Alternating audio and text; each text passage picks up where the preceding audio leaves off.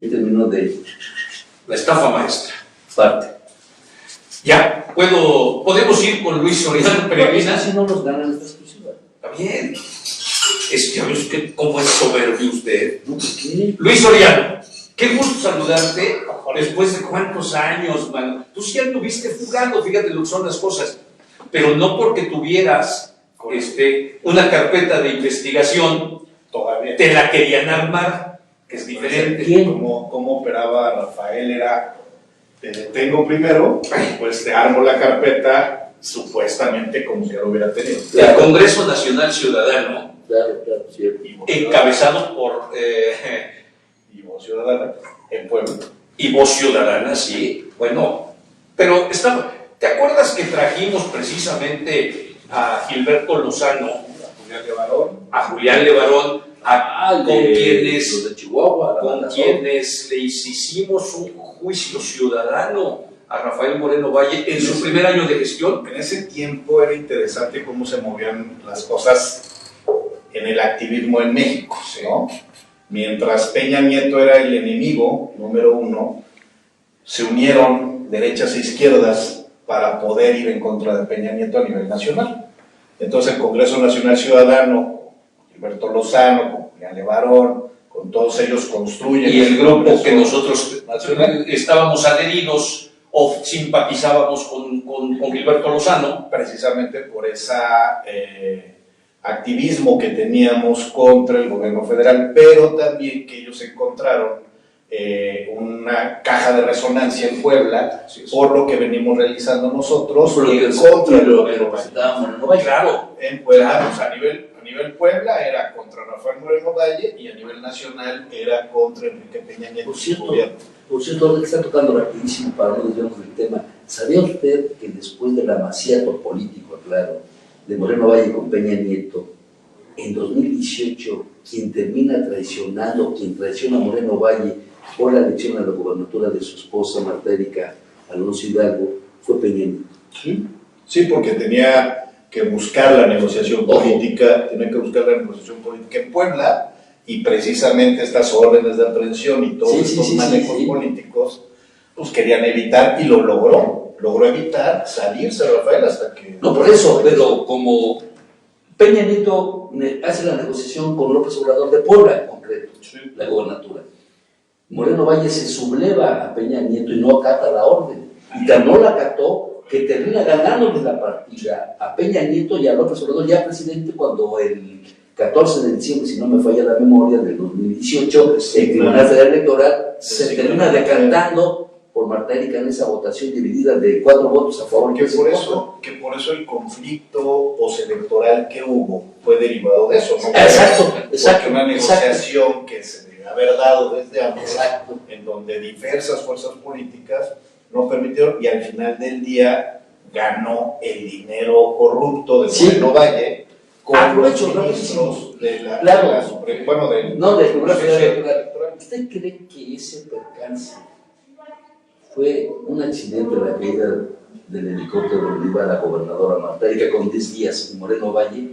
¿Fue accidente o fue un crimen de Estado? No, yo ahí sí no me atrevería yo a hablar de eso, porque hay que cuidar y respetar mucho la imagen, inclusive de personas que me pudieron haber perseguido y que me hicieron mucho daño, pero al final del día hay que cuidar mucho la dignidad, inclusive de las personas que no están. Y nosotros le hemos dado, acá la pregunta que se hizo es esa, nada más. ¿Fue accidente o fue crimen de Estado? O sea, oficialmente fue un accidente, así lo reportan. Hay muchas versiones. Al señor gobernador se le salió el calificativo de magnicidio. Nada más. O sea, punto. Sí. Y casualmente se le salió, ¿verdad? Claro. Pero además, o lo traicionó la justicia. Pero también se le han ido muchos calificativos actual.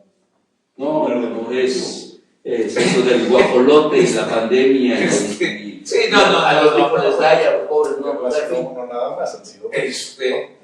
Eso me puso a pensar, porque a mí sí me dio, pero no soy rico. Ese es lo contradictorio.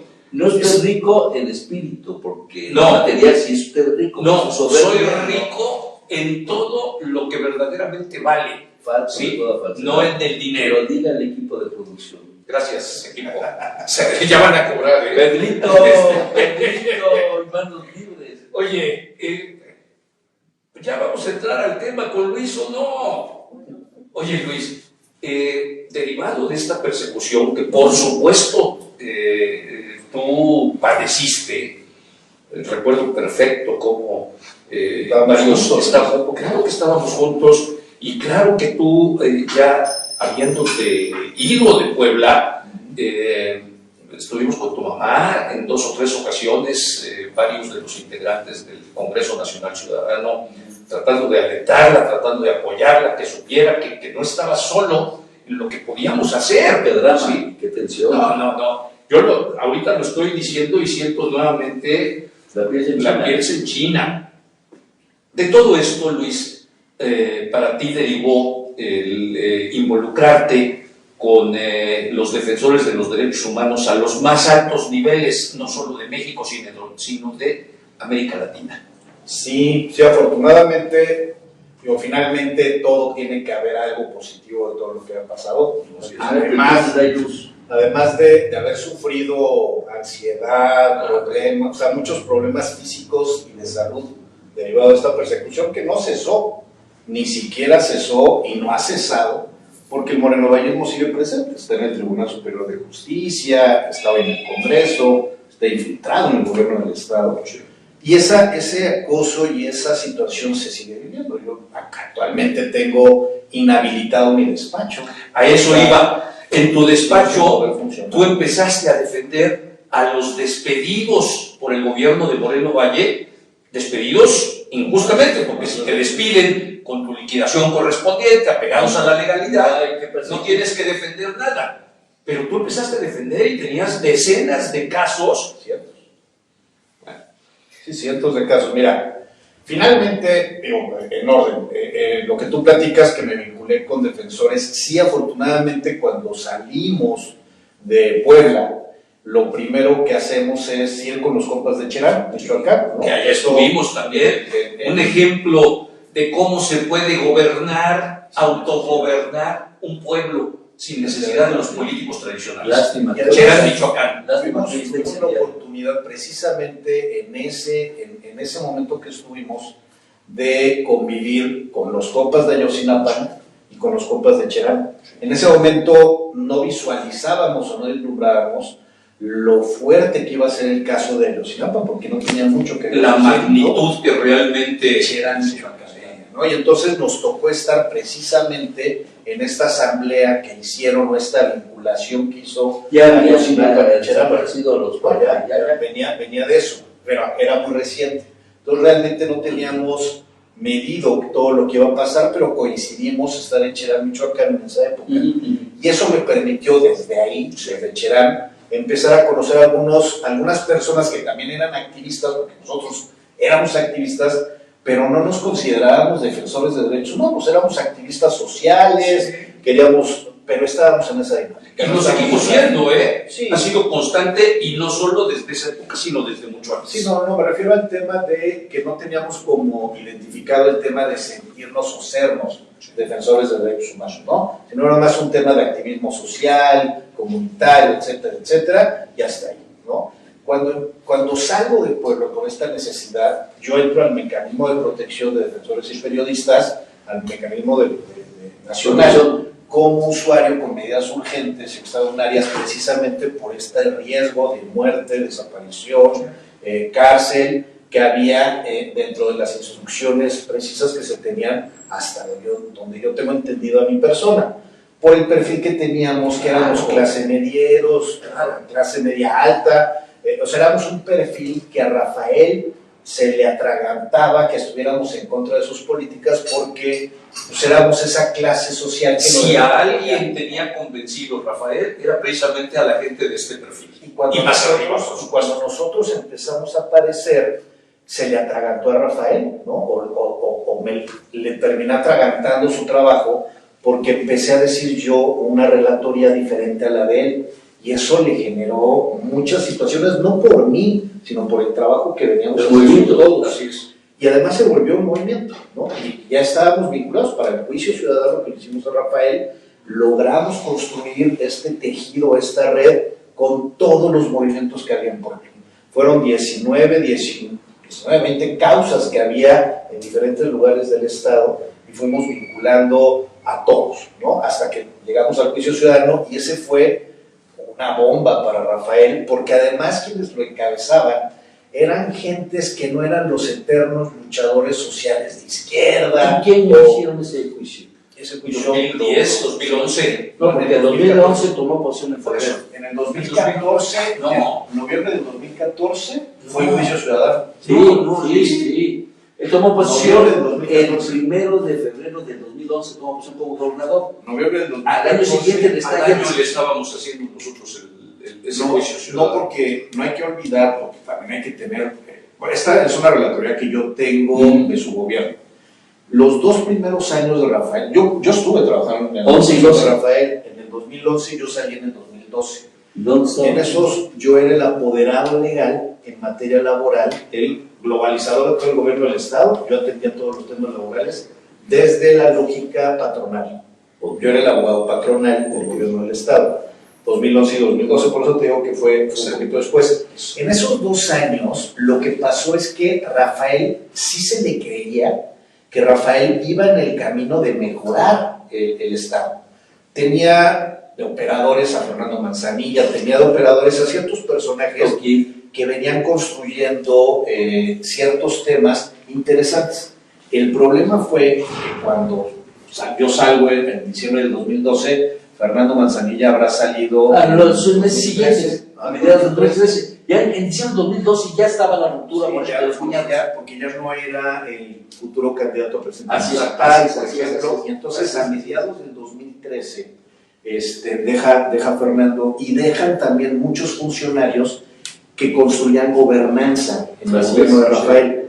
Y entonces quien le toma la mano a Rafael son gente como Kit Cantañón, o sea, estos personajes oscuros y perversos que lo empezaron a llevar por el camino de la represión, de todo esto. Y ahí es donde de repente empezamos a surgir, o sea, cada quien desde sus trincheras.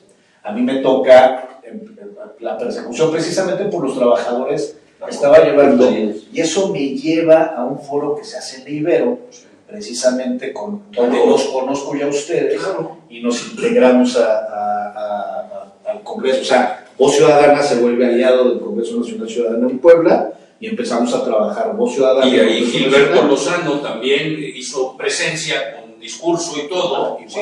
Julián Levarón, Hijo, y entonces nos empezamos a reunir. Primero 2, 3 gentes, ¿no? Y poco a poco, de repente ya éramos muchos. Viene el asunto del niño de Chachihuapa, de José Luis Benítez. Acababa lo de precisamente Uno de los motivos la marcha de agosto del 2014 fue precisamente por lo de Chachihuapa. Por lo de Chachihuapa. Las piedras de grueso calibre. Ajá, ahí es El donde... secretario ya murió, el Maldonado Venegas. Ahí, por ejemplo, ahí es donde yo voy a la marcha, todavía sin conocerlos, sin conocer a nadie. Voy a la marcha y Gustavo Arteaga, me lo encuentro, y me dice Gustavo, que es, también anda metido en el tema de seguridad, de prevención de seguridad, me dice, Gustavo, oye, va a haber un evento ahí en la Ibero, ¿por qué no vas? Y ahí fue donde llegué y empezó todo este tema. Empezamos a construir muchos procesos en el 2014, pero muy rápidos, ¿no? Y empezaron a voltear a vernos, porque los medios de comunicación se les hacía Cooptados, no, pero además estaban cooptados al 100%, pero se les hacía muy raro salvo la jornada de perfiles como los nuestros, Claro. que estuviéramos haciendo este tipo de cosas cuando estaban cooptados todos los empresarios, profesionistas, etc. Así Y es. de repente empiezan a vernos y empezamos a generar cierta sinergia que nos permite ir construyendo varias cosas hasta que empezamos con el juicio ciudadano, que fue como la recomposición de ubicarnos con todos los movimientos sociales. Y meramente simbólico, evidentemente, porque también la presencia fue muy pobre. La presencia de gente fue muy pobre. Ahí, Sí. pero mediáticamente Sí. fue un trancazo Sí. a nivel nacional. Sí. Rafael Moreno, Si algo le dolía, culpable. así es. O Si sea, algo le dolía. en los medios aparecía Nacionales. Rafael Moreno Valle culpable. Puta, es fatal, ¿no? Ese tipo de cosas. Y de ahí vinieron varias cosas. Fue esta situación Luego le entramos al tema de verificación, de la verificación de Con acuerdos. los verificentros, como les quitan su patrimonio a 50 y tantos, Y luego nos quieren multar a todos, ¿no? Y luego nos quieren multar a todos, porque no, los cuatro centros de verificación no alcanzaban para todos. No. Pero aquí se los dio a su amiguito. Déjate eso. Ay. Ahorita recuerdo eso, eso. déjate eso. El problema es que eran 4 centros para todos los Sí, municipios del sí, estado. sí. No había capacidad. Claro, y entonces claro. decían, nos vamos a multar. Ese dinero estaba destinado para la campaña de Mario Rincón para diputado federal. Que tenemos Nos a don Mario Rincón ahí a la recta de Cholula. ¿Qué barbaridad? Ya hablamos de Que la pierde frente a Alejandro Armenta. Yo ya La estaba, Diputación Federal de Tepeaca. yo estaba fuera de Puebla ya en ese tiempo. Ya. Pero en enero del 2015 es cuando viene Sí, todo este tema de la sí. CICO. Pasa toda esta situación, le rompemos el esquema, tanto a Rafael como a Mario, de no recibir esas multas, porque ganamos nosotros. Él era secretario Era el secretario de Medio Ambiente. Así es. Y nosotros, con la presión social que ya estamos haciendo, que además ya estábamos trabajando con varias organizaciones tradicionales de lucha social de Puebla, y ya venimos trabajando con eso. Y después vino lo del tema de los despedidos, los 2000 despedidos, que fue Qué recuerdos, man. De veras, qué recuerdos. Eso fue padre. Tu historia. No, sí, por eso.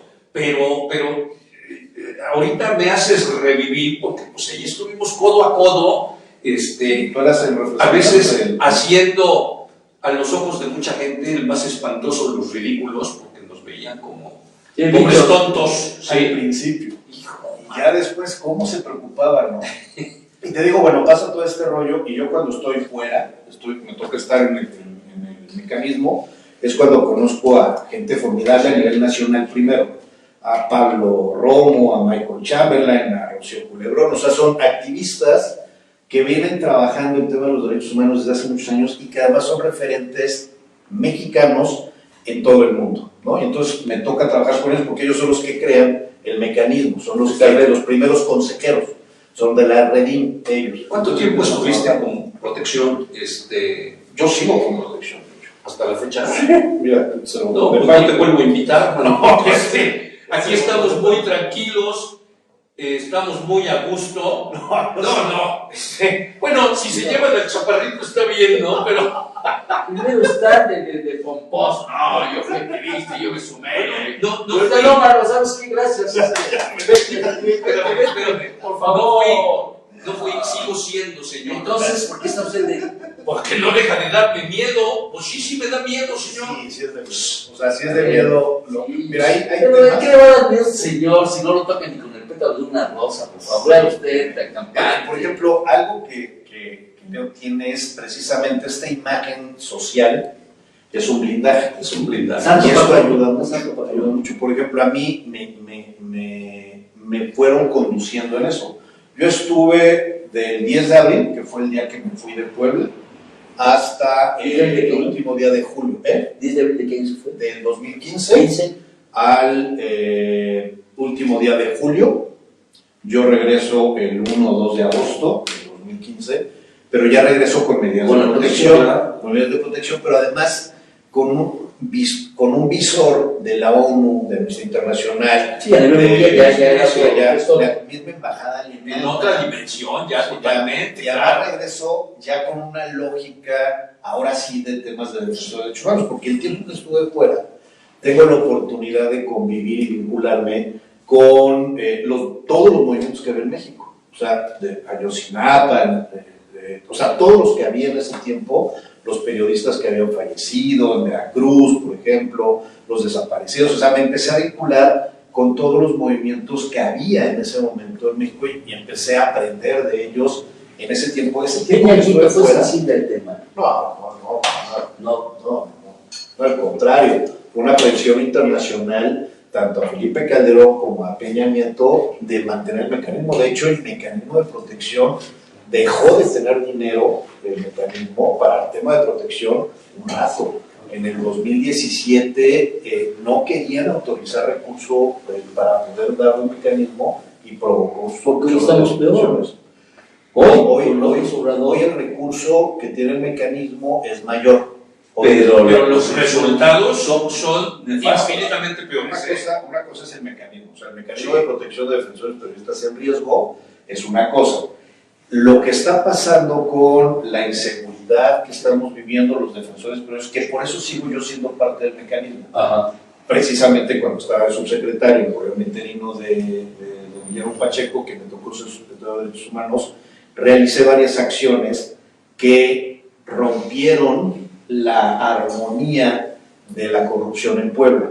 Y entonces eso motivó que cuando yo salí, bueno, salí mucho por eso, pero también cuando yo salí también motivó que me mantuviera, que me quedara en riesgo. La creación de la Comisión de Búsqueda de Personas en el Estado de Puebla estaba vetada por todo el mundo. Cierto. Y fui yo quien la creó.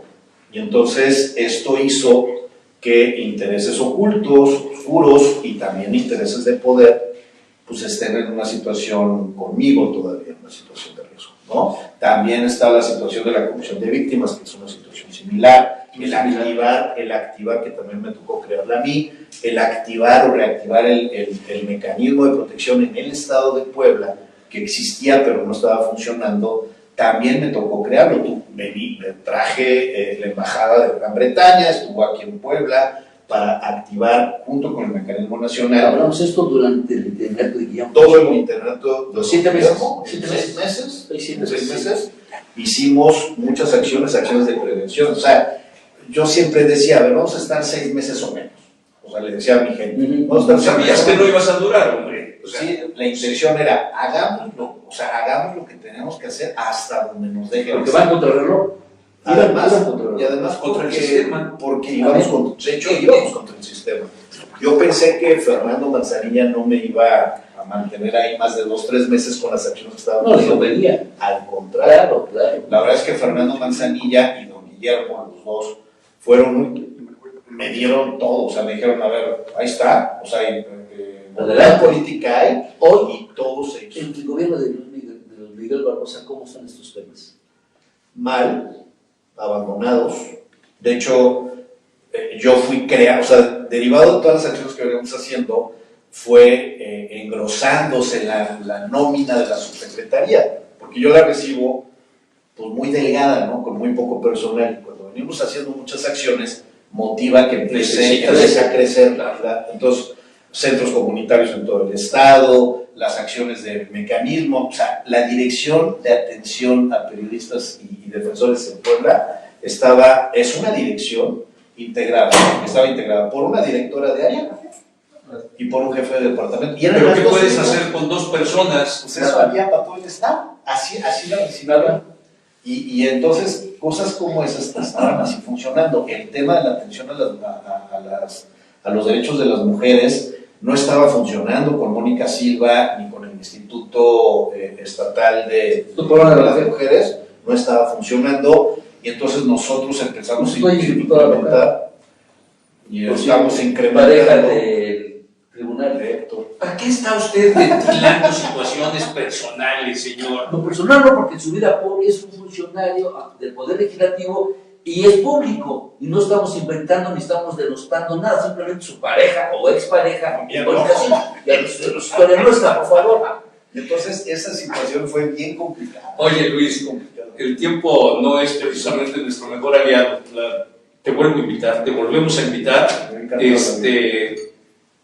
Che, le he dicho al señor, pero no entiende. Digo, si tienes invitados que nos pueden llevar a hacer más amplio la entrevista, no meta usted con calzador 4 invitados, pero el señor necio y terco no acepta.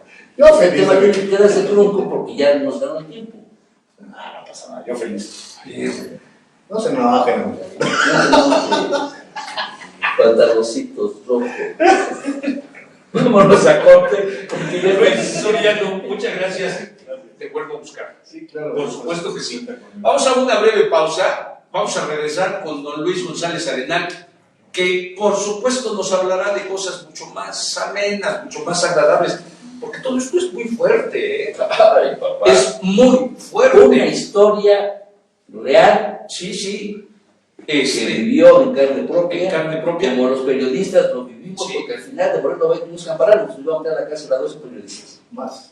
No, le hablo al final. No, más. Éramos un grupo de 12, yo estaba Emilio Núñez, estaba de la jornada el titular y Fernando Alejandro, un servidor, entre otros. Sí, pero no incluyen a los periodistas que están en el interior del Estado, es un tema de narco. O sea, que ahí estamos hablando de más de 30 No, periodistas. eso es descubrimiento. No, terrible, terrible. Por eso Gracias, tenemos- Luis. Gracias. Y nada más por la amistad que tengo contigo, le acepto sus regaños al tipo impresentable. conocido. Vamos a Pantalón. una brevísima pausa y regresamos, no se vayan. Vean nada más.